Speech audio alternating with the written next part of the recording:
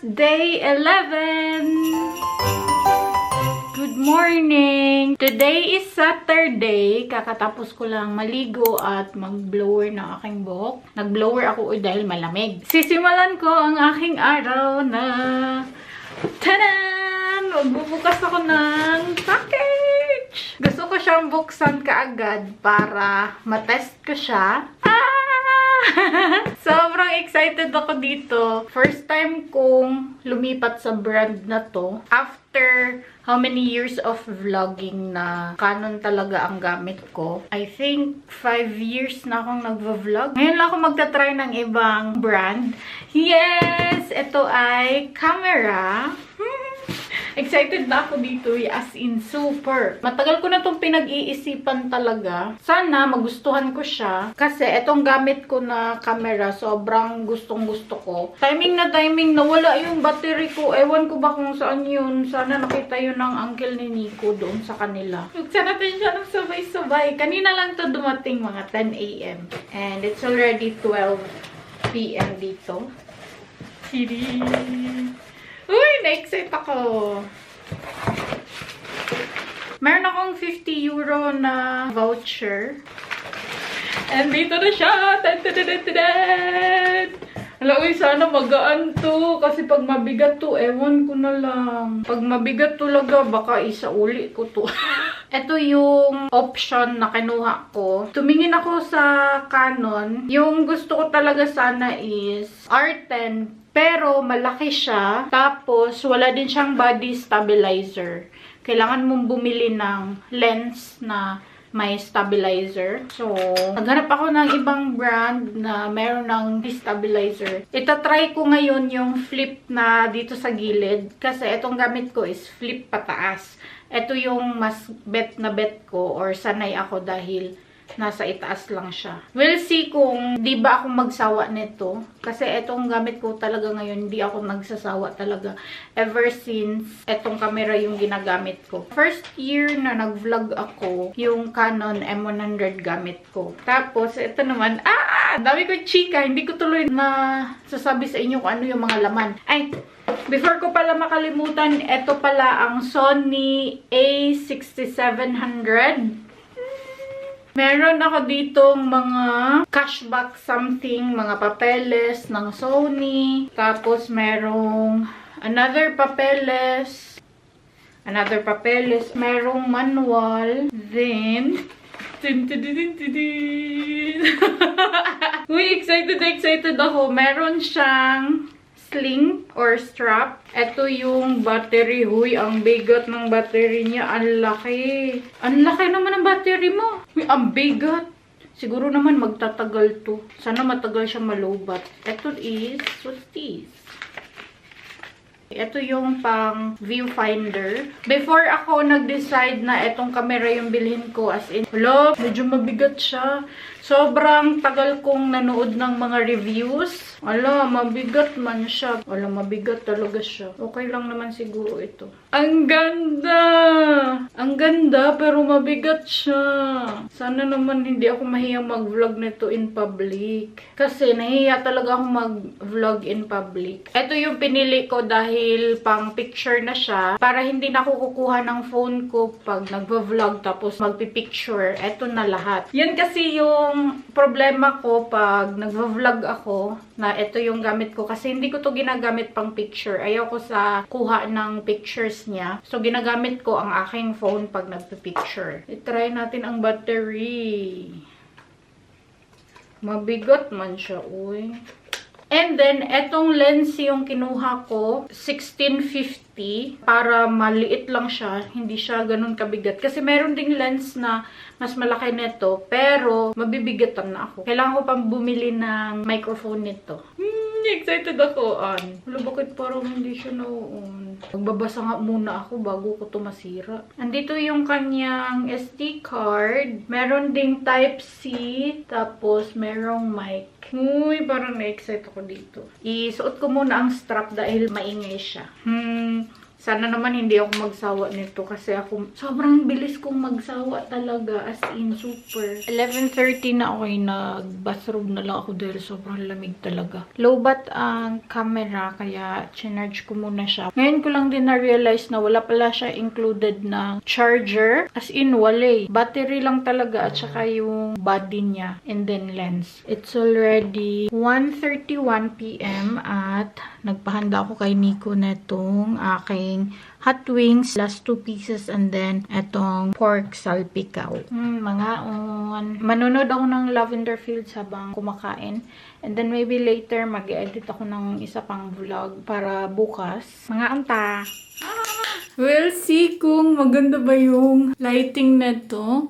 Pagpasensya na dito ako tumitingin sa gilid dahil yung monitor is nasa gilid. Nag-adjust pa lang ako kasi sanay ako na nasa itaas. Try natin siya.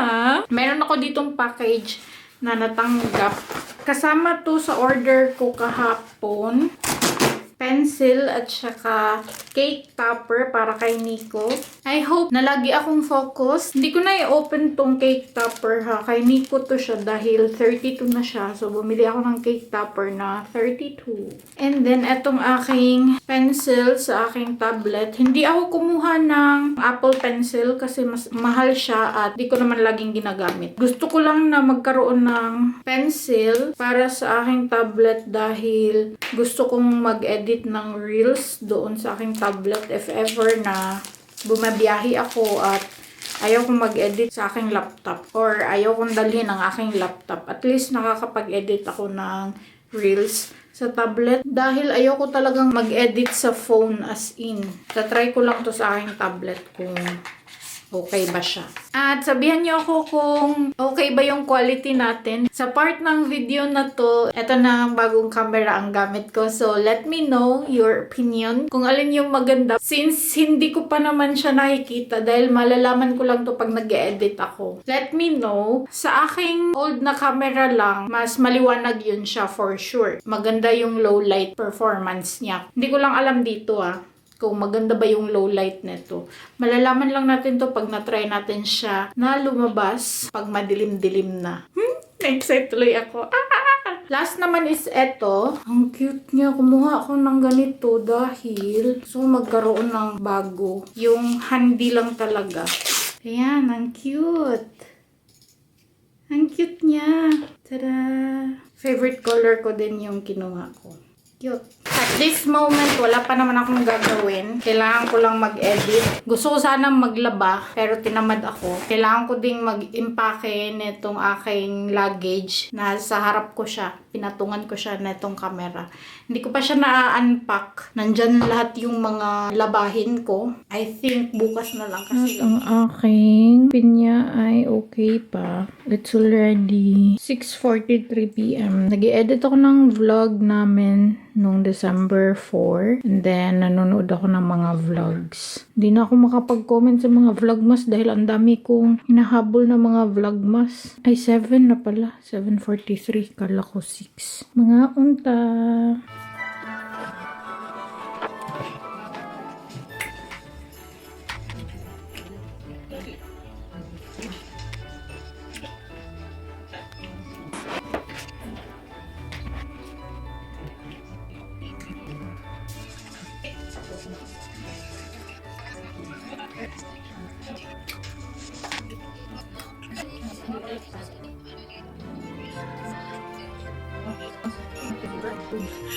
Sana naman talaga okay yung aking lighting. Low lighting kami dito sa aming closet dahil hindi ito yung aming final na ilaw. Siguro bukas itatry kong kumbinsihin si Nico na ayusin na niya yung ilaw or palitan na niya yung ilaw. Lagi ko siyang sinasabihan na palitan na pero hindi pa rin siya nagpapalit. Aayusin ko lang tong aking luggage para bukas ready na ako maglaba. Ito is mga dirty clothes ko.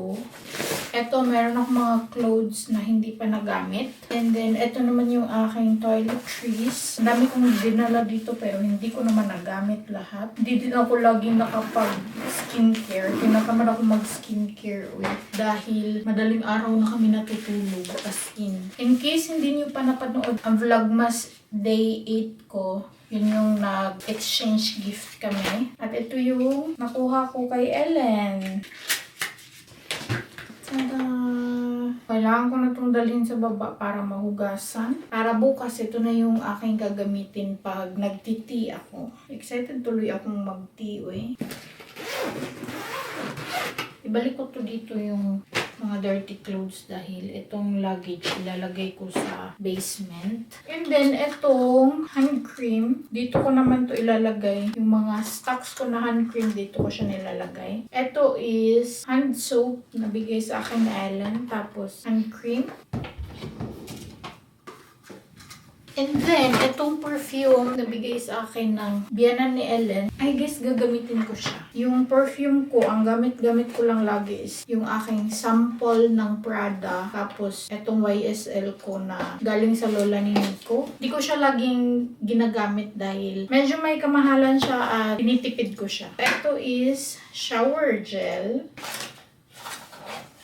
Ang perfume. Check ko kung mabango.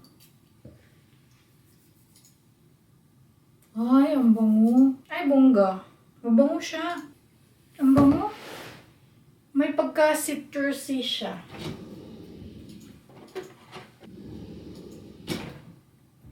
Ang bango. Gamitin natin yan. Ito naman, galing pa din to kay Ellen.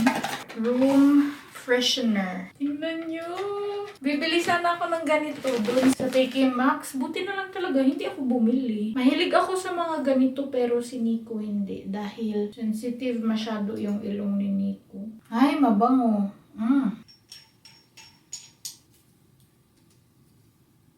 Yan siya, ang ganda. Lagay ko to sa baba. Bigay din to sa akin ng biyanan ni Ellen. Nagdala pa ako ng makeup ko. Hindi din naman pala magagamit. Dito lang din pala yung aking lip balm. I think ito lang yung kailangan ko ibaba. Yes.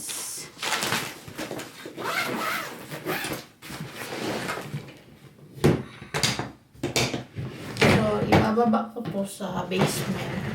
And then, para malinis na kaagad itong mga gamit ko, lagay ko to kaagad sa drawer. Marami kasi akong mga extra na dinala dahil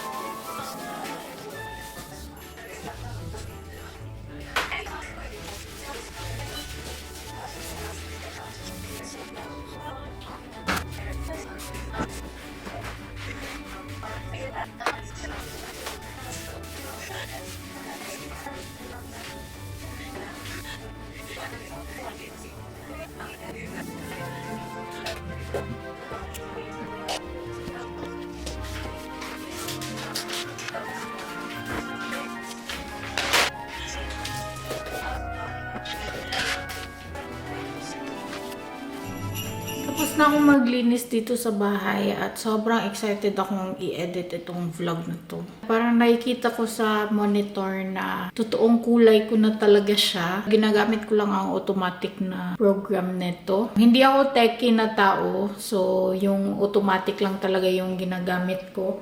At it's already 11:58 p.m. At skincare na ako and mag-toothbrush and then matutulog. Magbibihis pa ako ng pantulog. So, yun lang ang ganap ko for today. Sana ay nagustuhan nyo pa rin. At lumalaban tayo sa ating pa-vlogmas! Yay! Yan ko na tong vlog. Thank you so much guys for watching. I hope you enjoyed this video. Please like and share if you did. Leave a comment below. Follow me on my social media accounts and please don't forget to subscribe to my channel and click the notification bell para ma-notify kayo every time na mag-upload ako ng bagong video. And I will see you guys on Vlogmas Day 12. Cheers! Gute Nacht! Ampi!